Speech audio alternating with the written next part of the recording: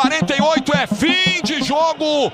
4 para a Argentina, 1 para o catado do Dorival. Mas para ser muito justo, isso não pode ser só na conta do técnico da seleção brasileira. É o catado de Edinaldo Rodrigues. Na semana em que é mantido no cargo como presidente da CBF, a realidade é esfregada na nossa cara. Os erros cometidos por essa gestão, os erros da Confederação Brasileira de Futebol, que resultam no 4-1 que a gente viu, no catado que a gente viu. A nossa distância para a Argentina é essa. Talvez seja até maior do que essa. Talvez o 4-1 seja até pequeno para explicar o quão constrangedora foi a atuação da seleção brasileira. Dorival Júnior merece ser demitido? Eu vou dar aqui a minha opinião. Dorival Júnior nem mereceria ter sido o treinador da seleção brasileira. Eu falava que o treinador da seleção brasileira, na minha opinião, tinha que ser o Jorge Jesus. Eu dizia na época, e agora tá claro, gente. Tá claro, não dá. Foi um baile da Argentina, foi um show da Argentina. Detalhe, abre um parêntese, é a mesma coisa que a gente falar assim, ó, foi um baile do só pra contrariar sem o Alexandre Pires.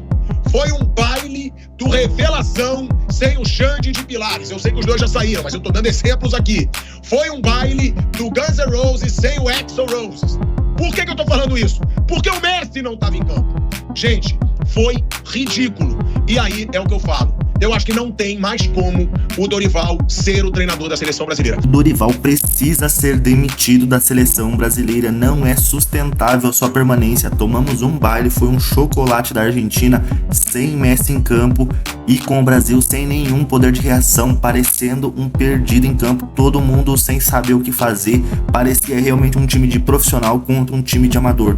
Vamos conferir com detalhes toda a repercussão e sim, Dorival Júnior pode ser demitido a qualquer momento. Acompanhe. Não tem mais defesa pro Dorival, Bruno. O que a gente viu hoje foi um time de pelada do goleiro ao atacante, Bruno. Foi constrangedor contra uma seleção da Argentina que é boa, mas não é um mega time e que humilhou a seleção brasileira dentro da sua casa, Bruninho. Bom, boa noite a todos. Aí até mais do que opinião do que deve acontecer, eu acho que o Dorival vai cair. Provavelmente amanhã. Assim, o Edinaldo é um presidente que acabou de ser reeleito, né, com 100% dos votos, e ele é um político. E a opinião pública toda tá aí pedindo a saída do Dorival, né, inclusive na transmissão da TV aberta era bem claro esse pedido aí de troca de técnico, e eu acho que ele vai trocar já essa semana. Quem ele vai trazer, não tenho a menor ideia. Mas eu acho que o Edinaldo, dentro do que ele mostrou até agora, ele vai trocar. Ele não vai segurar nada, ele não vai bancar ninguém contra a opinião pública. E o trabalho é muito ruim até agora mesmo. É um trabalho muito ruim do Dorival. Na Copa América ele teve uma oportunidade de ficar um pouco mais com os jogadores. O time não melhorou muita coisa. Se melhorou foi muito pouquinho. E assim, venceu alguns jogos, venceu a Colômbia, que não é um adversário fácil, mas não mostra uma grande evolução. Tem um ou outro lampejo. Aí hoje pegou um time muito bom e tomou um baile. Então, eu não acredito que o Edinaldo vai segurar, não. Acho que ele vai trocar e quem vai vir pro lugar eu não tenho a menor ideia. Mas não acredito que ele vai permanecer. Uma atuação ridícula, modorrenta, um vexame do futebol brasileiro. Que é comandado, viu, Pirata, não só pelo Dorival, que já está ladeira abaixo. Vai ser demitido mais hora, menos hora. Ele sabia que esse par de jogos das eliminatórias seria fundamental para o futuro dele. Para ele não ficar com a pecha, com o estigma. Dorival, a gente tem saudade do Dorival do Ceará, o Ceará do Dorival. O Flamengo do Dorival, o São Paulo do Dorival, mas ninguém vai ficar com saudade da seleção brasileira do Dorival Júnior.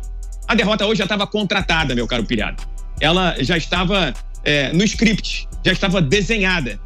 Por quê? Porque do outro lado, você tem um time organizado, tem um time equilibrado, tem um time consolidado, campeão da Copa América e campeão do mundo.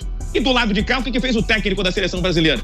Premiou jogadores que não jogaram porcaria. Vou falar porcaria porque eu tô doido pra falar outra coisa. Não jogaram porcaria nenhuma contra a Colômbia.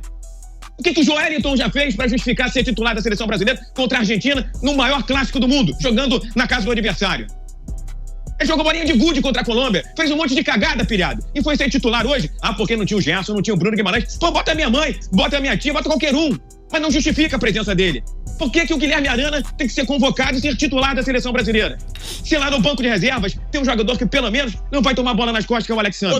Ô Viga, eu falo pra você, já que você quer ser mais educado, não jogou porra nenhuma. É isso. O Brasil não jogou porra nenhuma. Vamos falar a linguagem do público, vamos falar a linguagem que a gente fala, né, na resenha com os amigos. O Brasil não jogou porra nenhuma, como não joga há muito tempo. É simples assim. E pilhado, o técnico Dorival Júnior, você sublinhou muito bem, a turma também, demonstrava uma apatia fora de campo. que nitidamente ele estava demonstrando de forma gestual, corporal e simbolicamente que ele estava tão perdido quanto a equipe que ele colocou em campo. Você jogando com a equipe da Argentina, o time da Argentina, com um talento que foi enaltecido aí pelo Bruno e por toda a nossa bancada. Você jogar com 4 linhas, você joga com a linha defensiva, você joga com 2 volantes, joga com 3 na frente, o Matheus Cunha lá na frente, ou seja, você tem 2 jogadores de talento questionável para armador, jogando contra o melhor meio de campo do mundo do outro lado com 4 jogadores, é claro que vai dar cagada, é claro que vai dar problema, é claro que não vai dar certo. E por que o Vini Júnior não funciona? Por que o Rodrigo não funciona? Por que o Rafinha não funciona? Por que o Endrick não funciona? Por que se o Estevão jogar ele não vai funcionar? Porque também não temos um setor de meio de campo, não temos um articulador, não tem um meio armador pilhado, a gente não consegue formar um camisa 10. Por isso que eu sou defensor do Neymar, sim. Não porque eu seja apaixonado pelo Neymar, pelo jogador de pôquer, pelo dono do helicóptero ou pelo Neymar que ele faz fora de campo, mas sou ainda um sonhador, almejando que se tem alguém que pode fazer algo de diferente ali no meio de campo, vai ser esse cara. Talvez, não estou dizendo que vai fazer, talvez faça. Senão a gente vai ficar esperando o Paquetá, que vai tomar um gancho mais de menos dia, e vai ter que ficar aturando esse meio de campo da seleção brasileira, que é um convite ao dissabor, ao desprazer. É um convite a todos os adversários. E só para marcar definitivamente essa minha primeira participação, meu caro pilhado, eu queria traçar aqui uma linha de corte, um paradigma para o futebol brasileiro. 24 de março de 2025. Vocês, dirigentes, todos vocês, da Série A, da Série B e das federações de todo o Brasil, ao reelegerem de forma unânime o atual comando do futebol brasileiro, estão referendando tudo que está aí. De uma maneira ou de outra, filiado, tem coparticipação com essa tragédia que se transformou o futebol brasileiro. São corresponsáveis por tudo isso que está acontecendo, porque ninguém teve peito, coragem de falar, não vai ser mais assim. Vamos tentar uma nova rota, vamos tentar um novo rumo, porque o Brasil está ladeira baixa, está vivendo um momento em que corre muito dinheiro, tem muitas cifras, muitas finanças, mas dentro de campo é um futebol decadente, não é de hoje, é de muito tempo. E a parte gerencial, administrativa, organizacional, tem muito a ver com isso tudo. Quando a gente fala aqui, eu e Flávio, sobre a janela aberta o ano inteiro, 9 estrangeiros por time, um monte de bagaço que vem pra cá, uma mulambada danada, só deteriorando o futebol brasileiro, que está numa decadência atroz. E vou repetir, não tenho a menor dúvida do que vai acontecer. O Brasil novamente vai a uma Copa do Mundo para fazer turismo, para ver a tundra lá no Canadá, viu, Pipiano? Para ver o que deixaram os astecas no México e para se deliciar com Pateta, Mickey e companhia dos Estados Unidos, Pipiano. Boa noite, só por educação, porque a verdade é que definitivamente não é uma boa noite, foi uma noite horrorosa da seleção brasileira, que tomou um sacode da seleção argentina, com muitos erros individuais, mas principalmente com problemas da comissão técnica, que começa com um time escalado de um jeito e faz todas as substituições no jogo de 6 por meia dúzia, atacante por atacante, é meio campo por meio campo, é zagueiro por zagueiro. Todas as substituições do Dorival foram assim, mesmo o Brasil sendo amassado pela Argentina desde o primeiro minuto de jogo.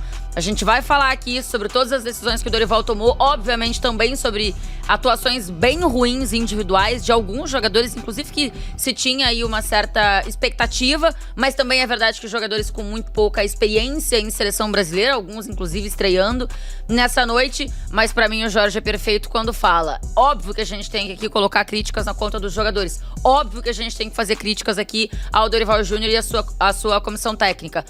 Mas principalmente a gente tem que entender que o futebol brasileiro tá num contexto de bagunça geral. Ou tá num contexto que o importante é ficar no poder. O futebol brasileiro, a evolução, a melhora do futebol brasileiro, quem tá preocupado com isso? Essa é a pergunta.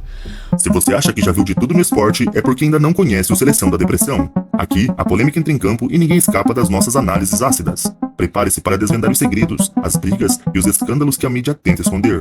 Se o jogo está pegando fogo, você vai ver tudo aqui. Inscreva-se no canal e não perca a próxima bomba.